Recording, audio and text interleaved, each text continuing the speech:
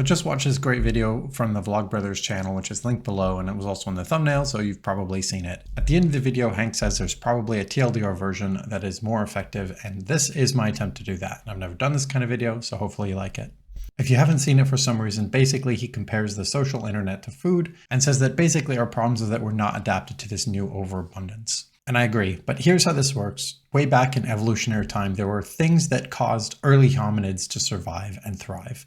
And so our bodies and brains now crave these things. For example, with food, things that are very fatty or very sweet, have lots of calories, help keep us alive, we want that. Same thing with information. If you find out where a new source of running water is, or you figure out a new better way to napstone tools, that's going to be good, and your genes will thrive. This is also true of social acceptance. Humans are social animals, which means the more you can belong, the more social status you have, the better it is. Now, the problem we have in the modern age is that all three of these things have basically junk versions of it that we can get much more quickly and much more easily than in the past. If you imagine in a pre-industrialized society, getting something really fatty and sweet was almost impossible. Now you can go to a candy store, pay $2, and you're fine. Learning a new skill or important information takes hours and is very difficult, and there's only so often you can have a real heart-to-heart conversation with a friend and a big hug and really prove how much you mean to each other. But with the social internet, we can get the equivalent of junk food with both of these things. For example, you see one of those videos that says 5 tips to do whatever, and intellectually you'll think, I'm never going to do any of those.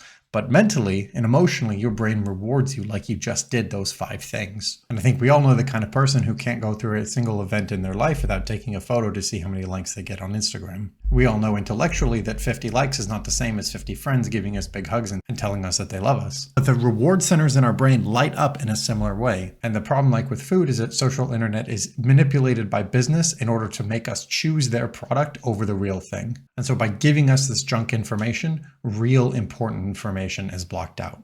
And by giving us this artificial connection, real important connection is blocked out. Anyway, so that's why I don't use TikTok. Okay, bye.